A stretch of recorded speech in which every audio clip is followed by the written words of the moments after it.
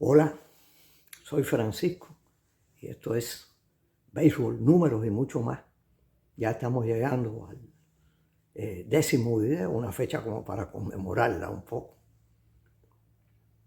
Hoy voy a hacer un comentario sobre la primera semana, una semana larga, porque incluye juegos que se hicieron anteriormente. Y trataré de mantener esa costumbre, no forzosamente, pero de hacer comentarios sobre lo que está pasando en las ligas mayores. Si a ustedes les gusta, puede ser que hasta sea con una frecuencia mayor que la semanal. Bueno, una semana como para estar muy contentos los cubanos, puesto que tuvimos a jugador de la semana en la Liga Americana, con Jordan Álvarez, en la Liga Nacional, con Andy Pajés. Entonces, hemos tenido también a gran altura a Yandy Díaz.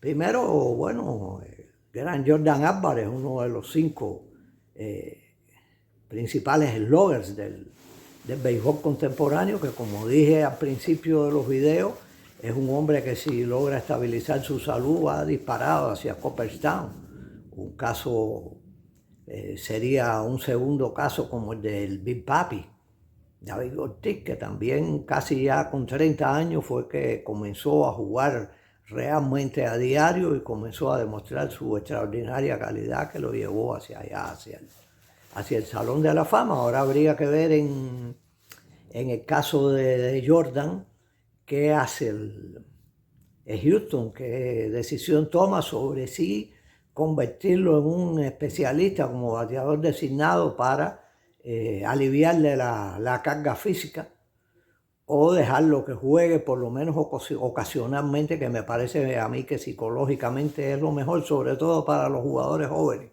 Y Jordan es un jardinero izquierdo aceptable, no es un mago de la defensa, pero tampoco es un desastre, no es un Manny Ramírez que los partidarios de su equipo se ponían a temblar cuando la pelota salía para allá. Es un hombre que se defiende fildeando, tiene un tremendo brazo.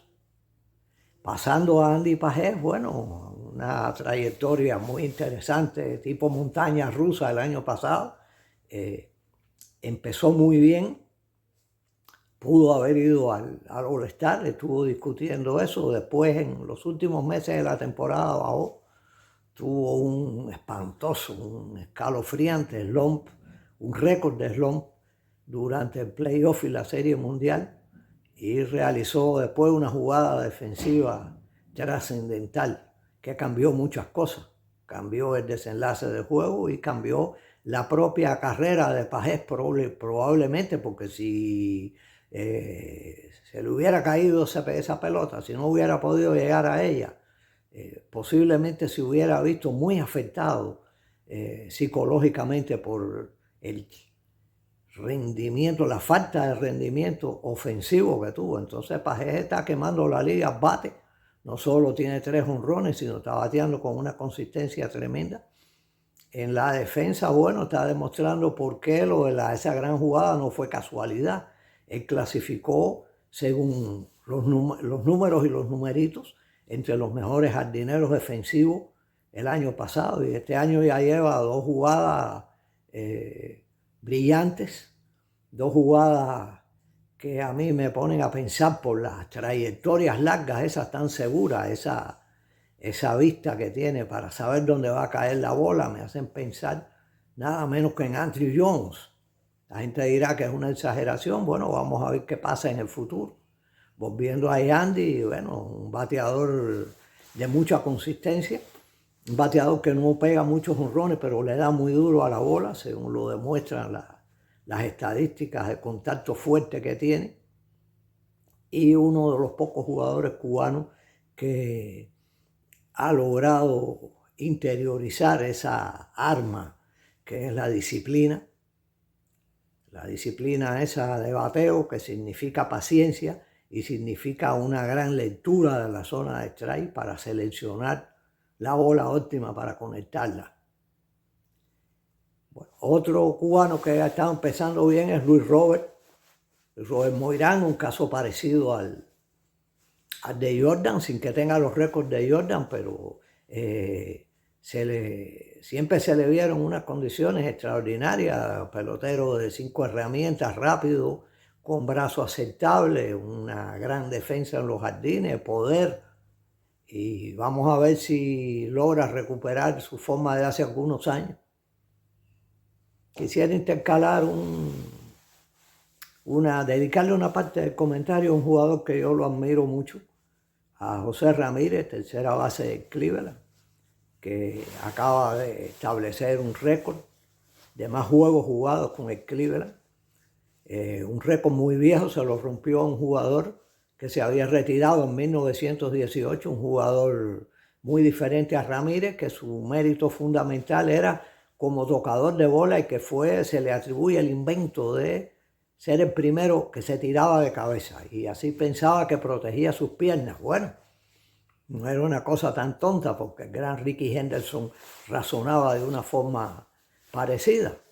Entonces, José, todo el mundo sabe que es un excelente tercera base defensivo, que es un gran corredor de base, es un gran bateador de consistencia, es un gran bateador de jonrones, un slugger que no parece serlo a jugar por su tamaño, no es ni un hombre esbelto de 6 pies, 6 pulgadas, ni aparenta ser un constructivista, pero ahí lo tenemos rindiendo mucho, lo tenemos metido en las competencias de los jonroneros y todo.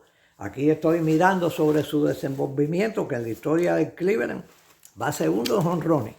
El único que tiene más que él es Jim Thorpe y tiene posibilidades muy cercanas de superarlo. En robos es el segundo de la historia de Cleveland, en Tuve es el tercero y en Hicks el séptimo. Y por encima de todo eso es un jugador que tiene un lado, diría yo, que es romántico de la personalidad, puesto que ha perdido dinero al firmar sus 2 extensiones con el Cleveland. Si hubiera salido al mercado hubiera ganado mucho más. Hubiera, bueno, admirar ese tipo de generosidad en un millonario no es tan valioso, pero sí lo es porque sabemos que en este mundo hay quien tiene 1 millón, 1 billón y por 10 millones más se deja sacar las uñas. De nuevo, felicidades a José Ramírez. Y bueno, pasar a los equipos. El famoso pronóstico, yo le dije a ustedes que hicieran el pronóstico. El mío no es muy arriesgado, es un pronóstico bastante tradicional, sobre todo para un tipo de la edad mía que vivió el béisbol de los años 50, es Yankees y Dodgers. Tenemos a los Dodgers con una maquinaria financiera y deportiva increíble, tienen buenos jugadores en todas las posiciones, tienen buenos jugadores en las ligas menores para reponer lo que pueda suceder en cuanto a poco rendimiento, en cuanto a lesiones. Y tienen tanto el dinero como la cantera para hacer buenos cambios a mediados de temporada si es que les hacen falta. Tienen a la mayor atracción de taquilla, a la cara del béisbol, Shohei Ohtani, que además es un jugador que, bueno, ahora todo el mundo está pensando qué va a hacer este año. Si es capaz, por ejemplo, de pichar 120 innings, ganar unos cuantos juegos importantes y además conectar quizás, si no 50 jonrones, 45 jonrones. Bueno, de Ohtani podemos esperar cualquier cosa.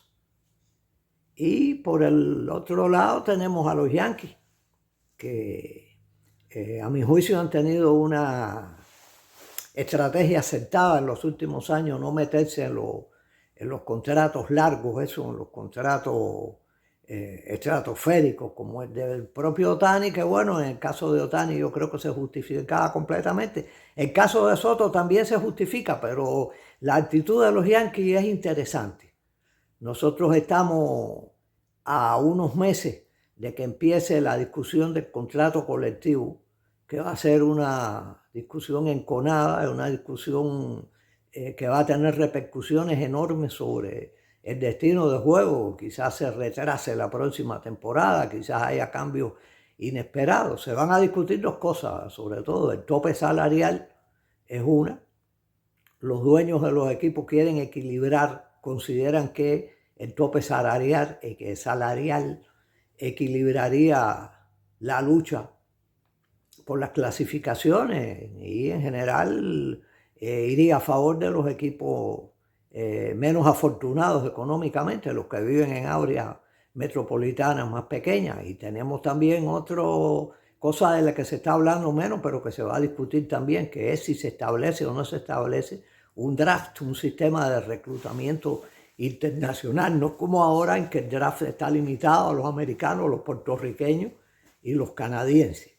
Como se sabe, esto es un punto bastante discutible, tiene hasta su parte ética, se considera que hay mucha explotación de los peloteros jóvenes, incluso maltrato a algunos de estos peloteros. Bueno, hace un par de años hubo la muerte de un menor en República Dominicana. Y bueno, al final de todo esto, nadie sabe cómo va a quedar la forma de manejar el dinero en las grandes ligas. Bueno, volviendo a la parte técnica de los Yankees, ellos se decidieron por mantener el mismo equipo, lo más parecido al que tenían el año pasado. La única inversión grande que hicieron fue en Cody Bellinger, que es un jugador que está mandado a ser para el jardín izquierdo de los Yankees, un hombre que no solo es muy versátil y un bateador de poder, sino que juega muy bien en el jardín izquierdo y cubre muchísimo terreno. Entonces, el resto del equipo hay una incertidumbre. El shortstop, Anthony Volpe, un hombre prometedor, pero que ha tenido falta de estabilidad. Y la tercera, que sigue siendo una posición un poco débil. Tienen esa parte del equipo por estabilizar. Pero a mí me parece que tienen un punto muy fuerte, que es el picheo.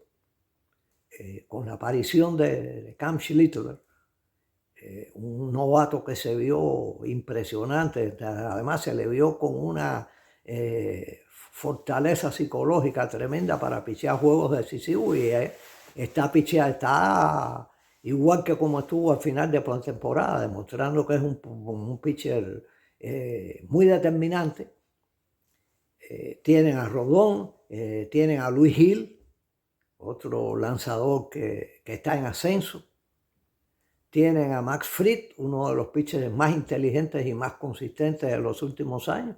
Y tienen a Grant Gary Cole, que se va a ir recuperando, y un pitcher con una concentración, una capacidad técnica, una mecánica tremenda, y que a finales de temporada, a la hora de los playoffs y la Serie Mundial, debe estar, si no al 100%, al 90%. Entonces creo que va a haber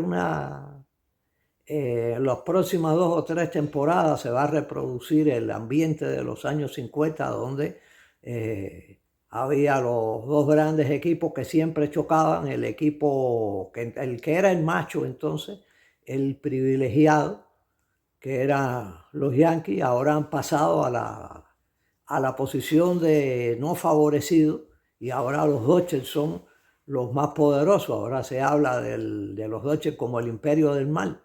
Bueno, hasta aquí el comentario. Entonces espero sus likes, espero que compartan, que divulguen la página, que me manden comentarios. Vamos para adelante. Que la pasen bien.